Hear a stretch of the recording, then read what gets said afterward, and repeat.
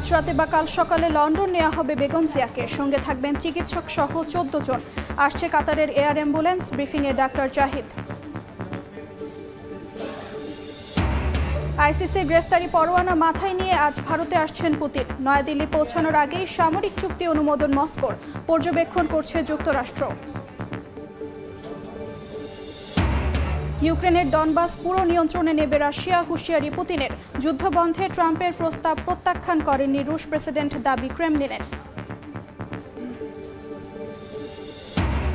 ফিলিস্তিনিদের গাজা ছাড়তে রাফা ক্রসিং খুলে দেওয়ার পরিকল্পনা ইসরায়েলের, তীব্র নিন্দা মিশরের।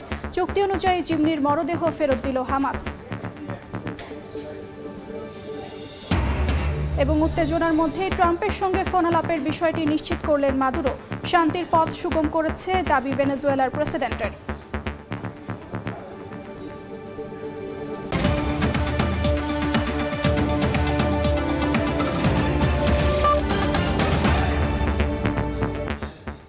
আন্তর্জাতিক সময়ের সঙ্গে আছি আমি অর্জিতা শেহজিন। শুরুতেই বেগম জিয়ার শারীরিক অবস্থার খবর। বিএনপি চেয়ারপারসনকে বেগম খালেদা জিয়াকে উন্নত চিকিৎসার জন্য আজ রাতে বা কাল সকালে লন্ডনে নেওয়া হবে। দুপুরে এভারকেয়ার হাসপাতালের সামনে তার ব্যক্তিগত চিকিৎসক ডাক্তার এজেডএম জাহিদ হোসেন জানান, কাতার এয়ার অ্যাম্বুলেন্সে করে লন্ডনে নেওয়া হবে বিএনপি চেয়ারপারসনকে। তার সঙ্গে থাকবেন চিকিৎসক সহ 14 জন। বিএনপি চেয়ারপারসন বেগম খালেদা জিয়াকে উন্নত চিকিৎসার জন্য দেশের বাইরে নেওয়া হবে কিনা তা নিয়ে গত কয়েকদিন ধরে চলছিল জল্পনা। বৃহস্পতিবারও বেগম জিয়ার চিকিৎসা পর্যবেক্ষণ করেন যুক্তরাজ্য ও চীন থেকে আসা বিশেষজ্ঞ চিকিৎসক দল। দুপুরে ব্রিফিংয়ে বেগম জিয়ার ব্যক্তিগত চিকিৎসক ও বিএনপির স্থায়ী কমিটির সদস্য ডাক্তার এজেডএম জাহিদ হোসেন জানান, উন্নত চিকিৎসার জন্য বিশেষজ্ঞ চিকিৎসকদের মতামতের ভিত্তিতে লন্ডনে নেওয়া হবে বিএনপি চেয়ারপারসনকে। গতবারের মতো এবারও বেগম জিয়াকে নেওয়া হবে কাতার এয়ার অ্যাম্বুলেন্সে করে। বিশেষজ্ঞ চিকিৎসকদের সমন্বয়ে গঠিত মেডিকেল বোর্ডের সিদ্ধান্ত মোতাবেক এবং দেশনেত্রী বেগম খালেদা জিয়ার বর্তমান শারীরিক অবস্থার আলোকে আমরা ইনশাআল্লাহ, যদি সব কিছু ঠিক থাকে, আমরা কাতার রয়্যাল এয়ার অ্যাম্বুলেন্সের মাধ্যমে দেশনেত্রী বেগম খালেদা জিয়াকে আজকে এই মধ্যরাত্রির পরে অথবা আগামীকালকের সকালের ভিতর ইনশাআল্লাহ আমরা ওনাকে ইউকেতে অর্থাৎ লন্ডনে ওনাকে একটা নির্ধারিত হসপিটাল আমরা ঠিক করেছি, সেখানে আমরা ইনশাআল্লাহ ওনাকে নিয়ে যাব। বেগম জিয়ার চিকিৎসায় সহযোগিতার জন্য সবার কাছে কৃতজ্ঞতা জানিয়ে আবারও দোয়া চান ডাক্তার জাহিদ। আশা প্রকাশ করেন, এবারও সুস্থ হয়ে দেশবাসীর কাছে ফিরে আসবেন বিএনপি চেয়ারপারসন। আমরা দোয়া চাই দেশ এবং দেশের বাইরে থেকে হাজারো মানুষ, লক্ষ লক্ষ মানুষের যে আকুতি, সেইটির প্রতি শ্রদ্ধা রেখে আমরা আবারও বলতে চাই, আপনারা অনেক দোয়া করেছেন, সেজন্য আমরা কৃতজ্ঞ। আপনাদের এই দোয়াই ইনশাআল্লাহ দেশনেত্রী বেগম খালেদা জিয়াকে সুস্থ করে তুলবে। এদিকে বেগম জিয়ার চিকিৎসার খোঁজ নিতে বৃহস্পতিবারও হাসপাতালের সামনে ভিড় করেন অনেকে। এভারকেয়ার হাসপাতাল এলাকার নিরাপত্তায় এসএসএফ পিজিআর এর পাশাপাশি মোতায়েন রাখা হয় অন্যান্য আইনশৃঙ্খলা বাহিনীর সদস্যদেরও। ফারুক ভিয়া, রবিন, সময় সংবাদ, ঢাকা। এই মুহূর্তে এভারকেয়ার হাসপাতালের সামনে আছেন সহকর্মী আহমেদ সালেহিন, সরাসরি যাচ্ছি তার কাছে। বেগম খালেদা জিয়া আজকে 12 দিনের মতো হাসপাতালে ভর্তি আছেন, অর্থাৎ রাজধানীর এভারকেয়ার হাসপাতালে তিনি চিকিৎসাধীন আছেন। এর মধ্যে গত 8 দিন যাবৎ তিনি রয়েছেন সংকটাপন্ন অবস্থায় সিসিইউতে, এবং তাকে ইতিমধ্যে তার চিকিৎসকরা, তার মেডিকেল বোর্ডের চিকিৎসকের সিদ্ধান্ত নিয়েছেন। দেশে বিদেশে যারা চিকিৎসক, যারা মেডিকেল বোর্ডের সঙ্গে সহায়তা করেছেন, তারাও সিদ্ধান্ত নিয়েছেন বিএনপি চেয়ারপারসন বেগম খালেদা জিয়াকে তারা দ্রুতই যুক্তরাজ্যে নেবেন এবং যুক্তরাজ্য থেকে তাকে চিকিৎসা করানো হবে, উন্নত চিকিৎসার জন্য তাকে নেওয়া হবে সেখানে। আপনারা জানেন যে এর আগে এই চলতি বছরের জানুয়ারিতে 8ই জানুয়ারি তাকে যুক্তরাজ্যে নেওয়া হয়েছিল এবং দ্য লন্ডন ক্লিনিকে তিনি চিকিৎসা নিয়েছিলেন। আমরা ধারণা করছি বা চিকিৎসকদের কথা মতো আমরা জানতে পেরেছি, সেটি হচ্ছে তিনি লন্ডন ক্লিনিকেই তাকে আবার ভর্তি করা হবে, সে কারণে তাকে চিকিৎসকরা সিদ্ধান্ত নিয়েছেন। এখানে একটি বিষয় বলে রাখতে চাই যে এই যাওয়া আসার সময়টি বেগম জিয়াকে কীভাবে নেওয়া হবে, কখন নেওয়া হবে, সে বিষয়গুলি আমরা জানার চেষ্টা করেছি এবং জানতে পেরেছি। সেটি হচ্ছে আজকে আজকে দুপুর রাত 12টার পর যে কোনো সময়ে বেগম জিয়াকে এভারকেয়ার হাসপাতাল থেকে রাজধানীর শাহজালাল আন্তর্জাতিক বিমানবন্দরের উদ্দেশ্যে নিয়ে যাওয়া হবে এবং সেখান থেকে অপেক্ষারত কাতারের আমিরের পাঠানো এয়ার অ্যাম্বুলেন্সে করে তাকে যুক্তরাজ্যে নেওয়া হবে। আপনারা জানেন যে কাতারের আমিরের পাঠানো এয়ার অ্যাম্বুলেন্সটি, বিশেষত এয়ার অ্যাম্বুলেন্সটি এর আগেও কিন্তু জানুয়ারি মাসে পাঠানো হয়েছিল এবং তিনি এয়ার অ্যাম্বুলেন্সে করেই তিনি লন্ডনে গিয়েছিলেন। সেই অ্যাম্বুলেন্সে করে এবারও তিনি যাবেন বলে যা চিকিৎসকরা জানিয়েছেন এবং এই মর্মে একটি আবেদন কিন্তু পররাষ্ট্র মন্ত্রণালয়ে সরকারের কাছে আবেদন করেছে। মির্জা ফখরুল স্বাক্ষরিত একটি আবেদনপত্র আমরা পেয়েছি, সেখানে এই রিকোয়েস্টটি, অনুরোধটি করা হয়েছে এবং আপনারা জানেন যে ইতিমধ্যে 14 জনের একটি বহর, অর্থাৎ বেগম জিয়া সহ 15 জন যাচ্ছেন এই লন্ডনে এবং সেখানে তাদের নামগুলিটা আমি বলতে চাই। যেখানে বেগম খালেদা জিয়া থাকছেন, তার সঙ্গে থাকবেন তার ছোট ছেলের স্ত্রী সৈয়দা শামিলা রহমান এবং তার চিকিৎসক আবু জাফর এমডি জাহিদ হোসেন। উনি চিকিৎসক নন, উনি হচ্ছেন তার পরিবারের সদস্য এবং উনি একজন ডক্টর এবং তার সঙ্গে মোহাম্মদ এনামুল হক চৌধুরী, তিনিও একজন চিকিৎসক, FM সিদ্দিকী, শাহাবুদ্দিন তালুকদার, নুরুদ্দিন আহমেদ, জাফর ইকবাল, মোহাম্মদ আল মামুন, হাসান শাহরিয়ার ইকবাল, এনারা হচ্ছেন চিকিৎসক যারা তার সঙ্গে যাচ্ছেন। আর তার সঙ্গে সৈয়দ শামীম মাহফুজ, এমডি আব্দুল হাই মল্লিক, মোহাম্মদ মাসুদুর রহমান এবং ফাতেমা বেগম এবং রূপা শিকদার যারা তার সহকর্মী, তার হাউসমেট, তারা কিন্তু সঙ্গে থাকছেন এবারের এই যাত্রায়। এই লন্ডন যাওয়ার উদ্দেশ্যে যখন যাবেন তিনি, তার সঙ্গে। তবে একটি নতুন তথ্য আমি একটু বলে রাখতে চাই, সেটি হচ্ছে গতকালকে আপনারা জানেন যে যুক্তরাজ্য থেকে একজন চিকিৎসক গতকালকে ঢাকায় এসেছেন এবং রিচার্ড বিলি, যিনি যুক্তরাজ্য থেকে গতকালকে ঢাকায় এসেছিলেন, তিনি কিন্তু আজকে মেডিকেল বোর্ডের সঙ্গে ছিলেন এবং একই সঙ্গে চীনের প্রতিনিধি দল যারা ছিলেন 4 জন গতকাল রাতে এসেছিলেন, তারাও কিন্তু মেডিকেল বোর্ডের সাথে সিদ্ধান্ত নিয়েছেন। গতকাল রাতেই সিদ্ধান্তটি হয়েছে তাকে উন্নত চিকিৎসার জন্য লন্ডনে নিয়ে যাবেন এবং আমরা যেটুকু জানতে পেরেছি, চিকিৎসকের বরাদ্দে বলতে চাই, রিচার্ড বিলি তিনিও কিন্তু বেগম জিয়ার সঙ্গে সফর সঙ্গী হচ্ছেন এই যুক্তরাজ্যে যাওয়ার জন্য, সেটি কিন্তু আমরা জানতে পেরেছি। তবে আজকে রাত্রে 12টার পরে যে কোনো সময় তিনি রওনা দিবেন যুক্তরাজ্যের উদ্দেশ্যে, সেটি কিন্তু আমরা ইতিমধ্যে জেনেছি এবং সেটি হয়তো মধ্যরাত বা ভোর রাতের নাগাদ হতে পারে বলে আমরা জানতে পেরেছি। তো এই ছিল আমার কাছে রাজধানী এভারকেয়ার হাসপাতালে বিএনপি চেয়ারপারসনের চিকিৎসার সবশেষ খবর। যুক্ত ছিলাম রাজধানীর এভারকেয়ার হাসপাতালে। এবার আন্তর্জাতিক প্রসঙ্গ। 2 দিনের রাষ্ট্রীয় সফরে ভারতে আসছেন রাশিয়ার প্রেসিডেন্ট ভ্লাদিমির পুতিন। ভারতীয় গণমাধ্যম জানায়, বৃহস্পতিবার স্থানীয় সময় সন্ধ্যায় দিল্লিতে রুশ প্রেসিডেন্ট পৌঁছানোর পর প্রধানমন্ত্রী নরেন্দ্র মোদী তার বাসভবন থেকে তাকে স্বাগত জানাবেন। সেখানে 2 নেতার মধ্যে একান্তে একটি বৈঠকের কথা রয়েছে। এরপর শুক্রবার রাষ্ট্রপতি ভবনে পুতিনকে আনুষ্ঠানিক অভ্যর্থনা জানানো হবে। এ সময় প্রধানমন্ত্রী মোদী এবং ভারতের রাষ্ট্রপতি দ্রৌপদী মুর্মু উপস্থিত থাকবেন। এদিন 2 দেশের মধ্যে দ্বিপাক্ষিক আলোচনা অনুষ্ঠিত হবে। সফরকালে রুশ প্রতিনিধি দল ভারতের সঙ্গে রাজনীতি, বাণিজ্য, অর্থনীতি সহ বিভিন্ন খাতে সহযোগিতার বিষয়ে আলোচনা করবে বলে জানা গেছে। এদিকে দিল্লি পৌঁছানোর আগেই রুশ পার্লামেন্ট ভারতের সঙ্গে গুরুত্বপূর্ণ একটি সামরিক চুক্তির অনুমোদন দিয়েছে।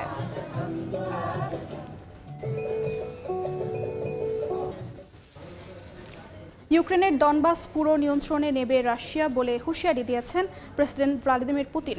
যুদ্ধবন্ধে মার্কিন প্রস্তাব রুশ প্রেসিডেন্ট প্রত্যাখ্যান করেননি বলে জানিয়েছে ক্রেমলিন। মুখপাত্র বলেন, এ বিষয়ে সরাসরি মতবিনিময় হয়েছে, যা পরবর্তী আলোচনার দরজা খোলা রাখছে। মার্কিন পররাষ্ট্রমন্ত্রী মার্কো রুবিও বলেছেন, রাশিয়ার দাবি এবং ইউক্রেনের নিরাপত্তার নিশ্চয়তার বিষয়কে আলোচনায় গুরুত্ব দেওয়া হচ্ছে। এদিকে মস্কোর ওপর চাপ বাড়াতে 2027 সালের শেষ নাগাদ রাশিয়ার গ্যাস আমদানি পুরোপুরি বন্ধের সিদ্ধান্ত নিয়েছে ইউরোপীয় ইউনিয়ন।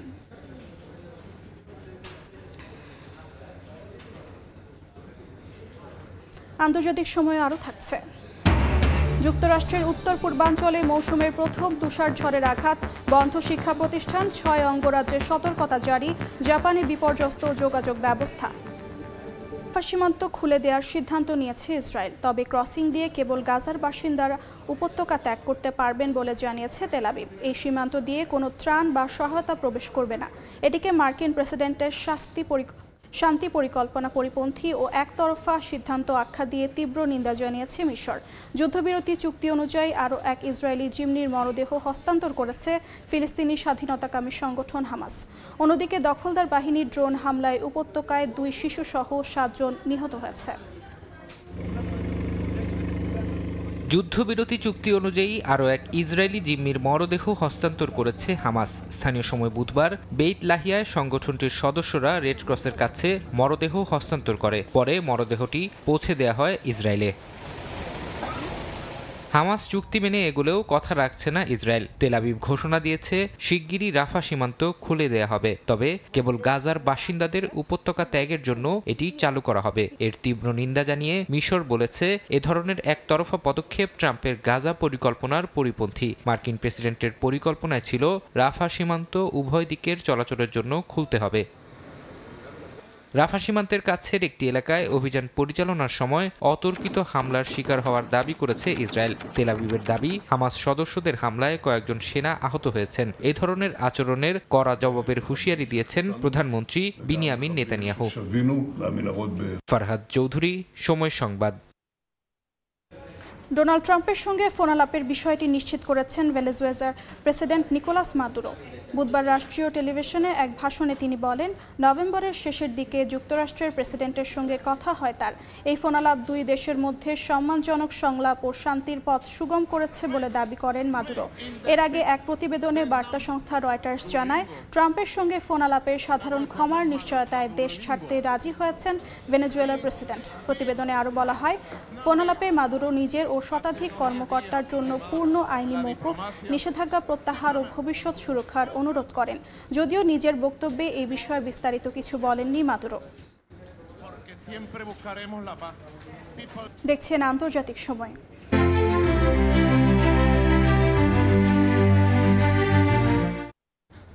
যুক্তরাষ্ট্রের উত্তর পূর্বাঞ্চলে মৌসুমের প্রথম বড় তুষার ঝড় আঘাত হেনেছে।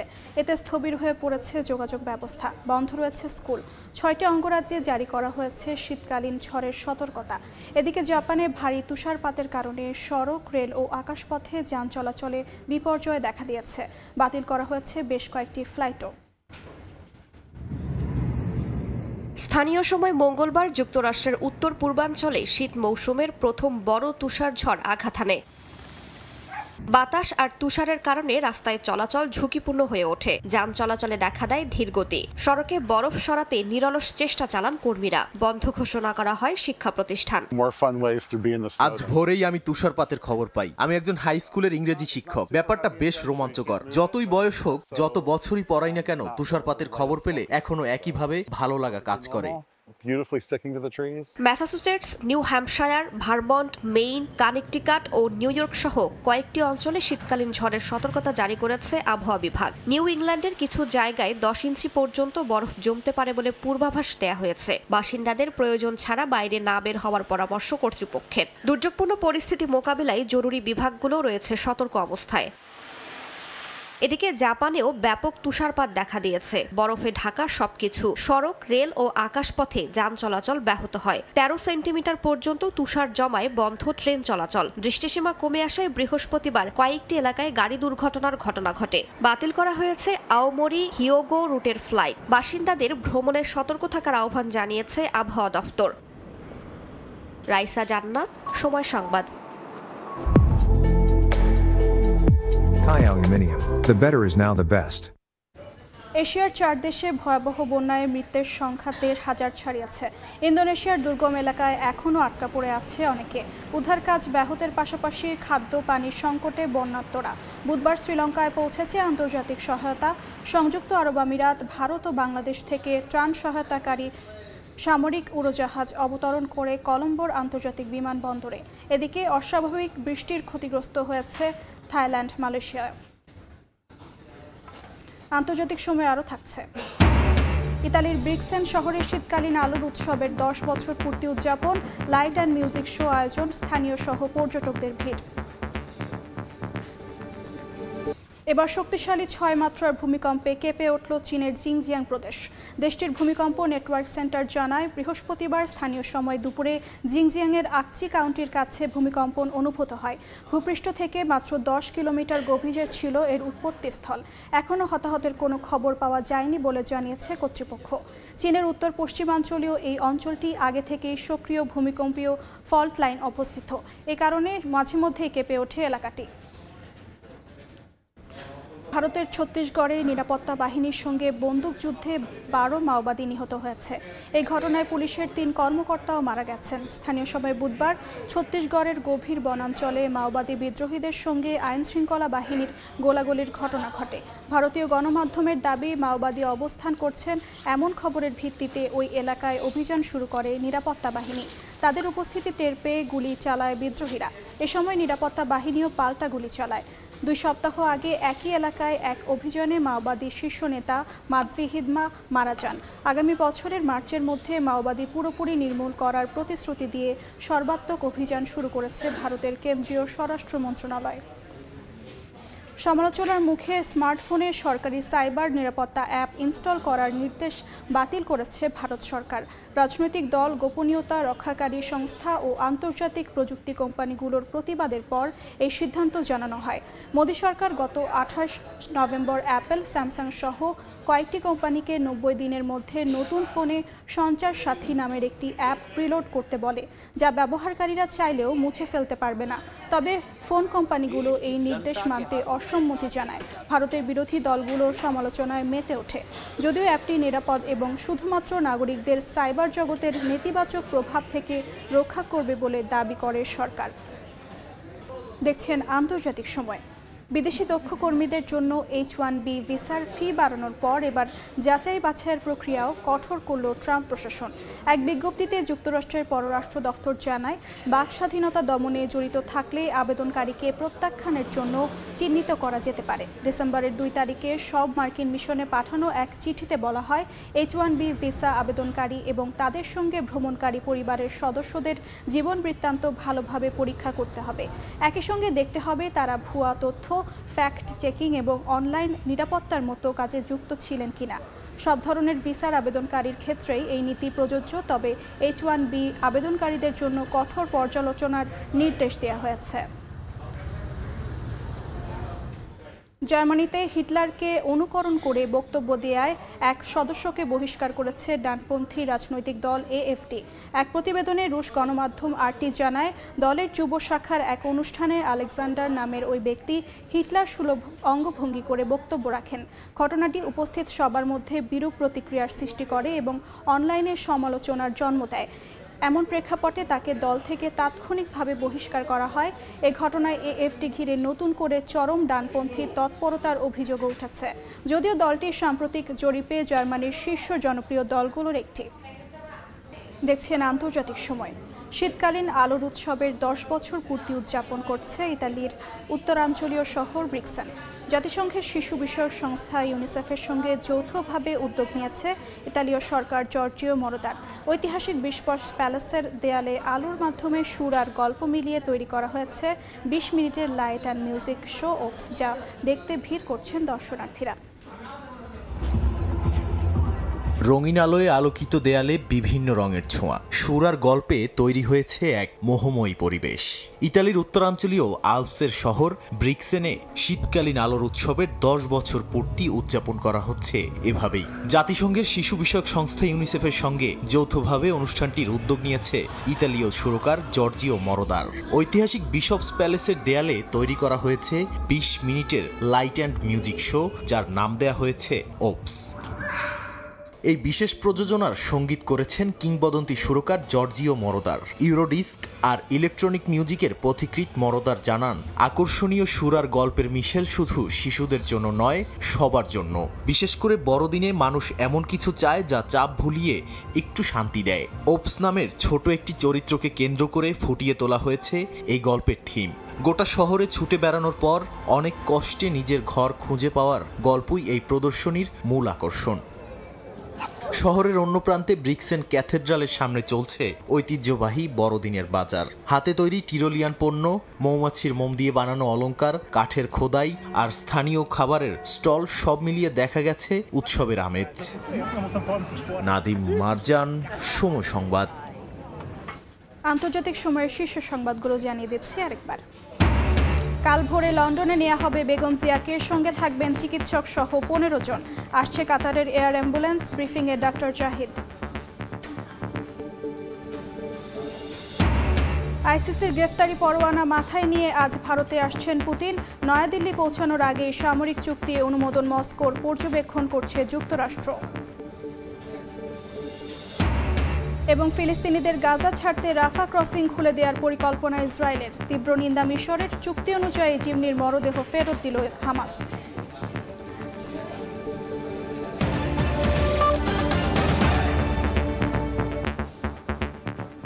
এই ছিল আন্তর্জাতিক সময়ে। এরপর বিকেল 5টার সময় সংবাদে থাকবেন মনির হোসেন। ধন্যবাদ অর্জিতা আপনাকে। বিকেল 5টার সময় সংবাদ নিয়ে আসছে কিছুক্ষণ পর, সঙ্গেই থাকুন সময়।